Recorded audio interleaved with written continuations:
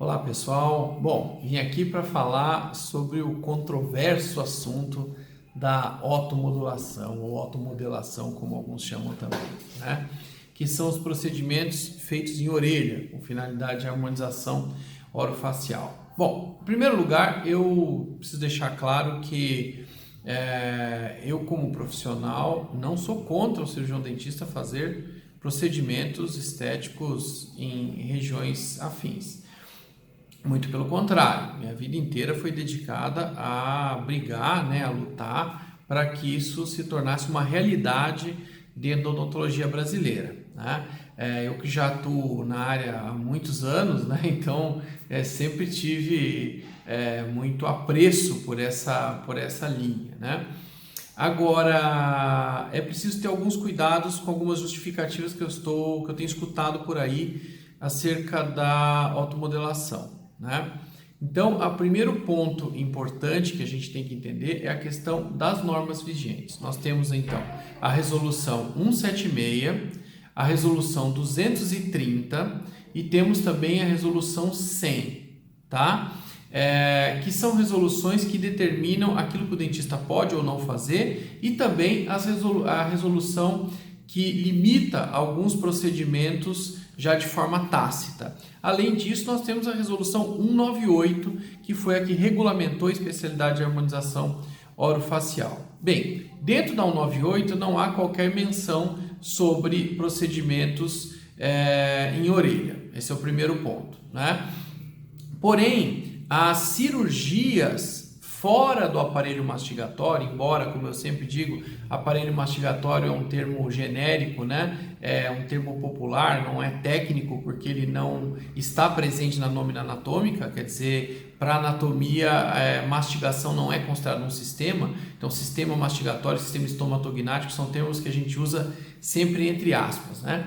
Mas podemos falar dessa forma para que fique claro, né? Então, a resolução 100 de 2010, ela proíbe que o cirurgião dentista atue em procedimentos cirúrgicos estéticos fora do aparelho mastigatório. Então, existe uma proibição com relação a procedimentos cirúrgicos estéticos fora do aparelho mastigatório, sendo que essa é uma atividade privativa do médico. Então, temos essa realidade aí. A outra coisa é que a resolução 176, ela limita a atuação do cirurgião dentista até a linha de tragos.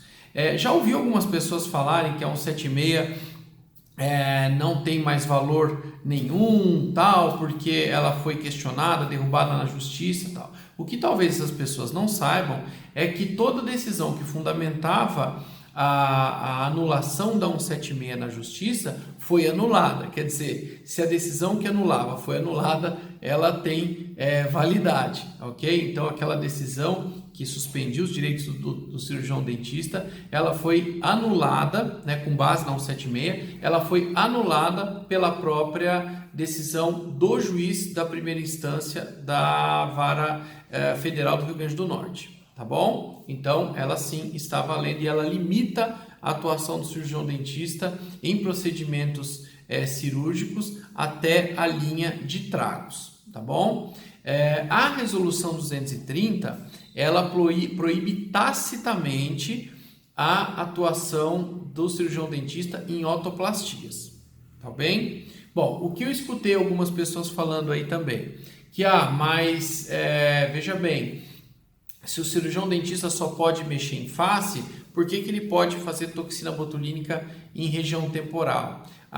Mas o cirurgião dentista tem que poder mexer em orelha porque faz parte do processo de harmonização orofacial, afinal a orelha faz parte da face. Bom, vamos com calma em relação a isso também. Então, em primeiro lugar, não, a orelha não faz parte da face e isso está também na nómina anatômica internacional, tá? A orelha não faz parte da face, ela pode ser visível pela face, mas anatomicamente ela não faz parte da face, tá? A região temporal também não faz parte da face. Mas como a região temporal hospeda o músculo da mastigação e a nossa especialidade é a harmonização orofacial, portanto tem que incluir todos os assuntos que estejam ligados à face e a região oral, portanto, ao sistema mastigatório, a região do músculo temporal, apesar de não fazer parte da face, tem relação funcional direta com o aparelho mastigatório.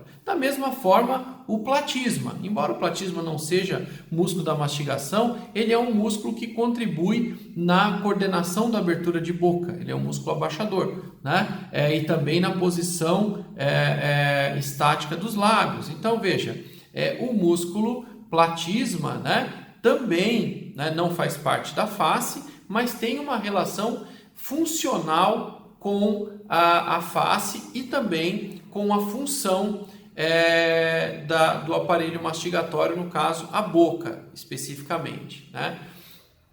Então, por isso, eles estão dentro das possibilidades em que nós podemos atuar.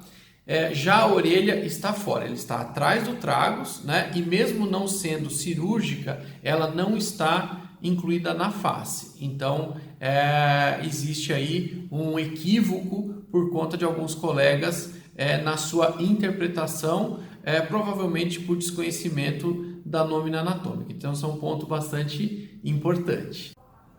E com base em tudo isso, né, alguns colegas também estão dizendo, bom, mas espera um pouquinho, o cirurgião dentista pode fazer uma prótese de orelha, mas não pode mexer numa orelha. Veja, existe uma diferença muito grande entre colocar uma prótese, né, e atuar sobre um órgão, né?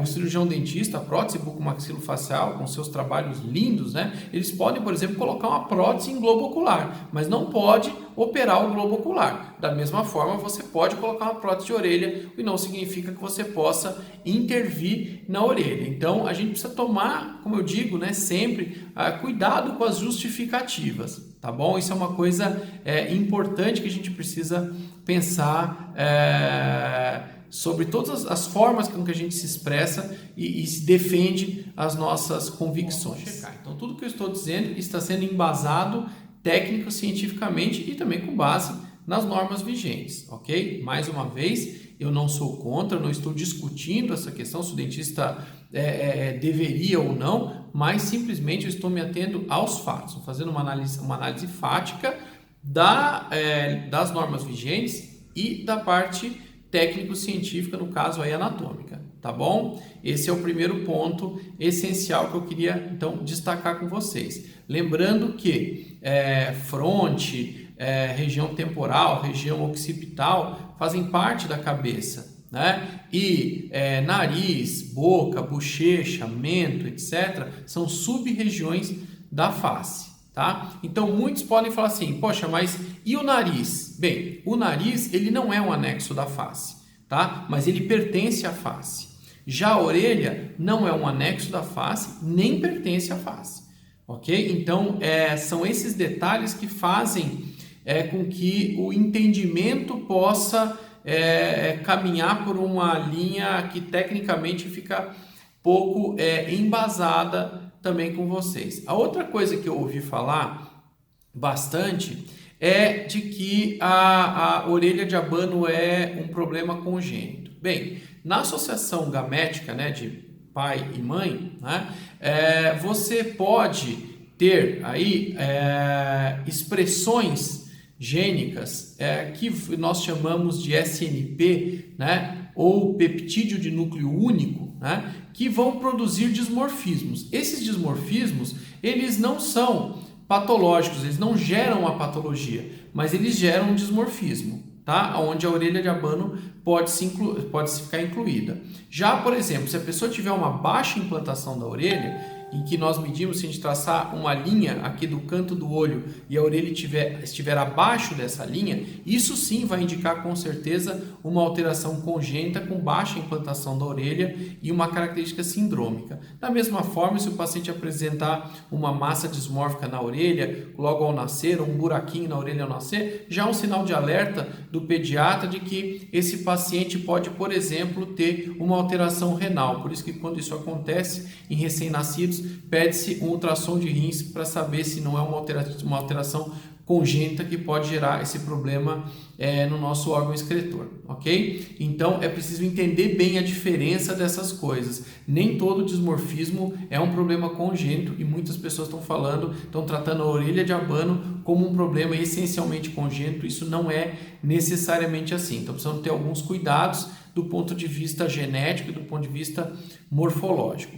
Por fim, o que eu quero só ratificar aqui para vocês nesse vídeo é que eu sou uma pessoa muito favorável ao respeito das normas. Quem me conhece sabe, eu sempre lutei para que as normas fossem ampliadas, fossem melhoradas na odontologia, né? Eu acho sim que o cirurgião dentista é plenamente capaz de executar esses e outros procedimentos, desde que tenha um treinamento cirúrgico próprio, eu acho sim, né? Mas nas normas atuais e pela nómina anatômica, hoje a questão da orelha fica num gap meio complicado de se atuar, tá bem? Então, ou o Conselho de Odontologia inclui o procedimento de fios em orelha dentro das possibilidades, ou ele mantém essa limitação. Isso a gente não vai saber o desfecho que isso terá. Mas, claro, evidentemente, cabe a nós, como classe odontológica, nos organizarmos e queremos abrir aí uma discussão saudável com o conselho se isso poderia ser feito ou não, né? Mas, e até porque esse é um exercício cívico da democracia, né? Mas desrespeitar normas não é um exercício cívico da democracia, portanto, na minha concepção, não é algo possível de se fazer, não é algo aceitável, né? Divulgar informações erradas dizer que os pareceres do Conselho de Odontologia, esse último inclusive assinado pelo nosso presidente, Dr. Juliano do Valle, tem menos valor do que a opinião de alguém sobre alguma coisa, é uma enorme de uma irresponsabilidade, inclusive, na minha opinião, uma falta de respeito. Eu não sou favorável a isso. Né? Se quisermos abrir um diálogo, tenho certeza que o CFO não vai se opor a isso e teremos que aceitar a resposta se for sim ou não, né? Agora, simplesmente desrespeitar uma norma não é algo que seja possível, isso somente gera muita insegurança na prática profissional de todos nós. Então, precisamos ter cuidado com esse tipo de abordagem, tá bem? Espero ter esclarecido para vocês. Um grande abraço, fiquem com Deus.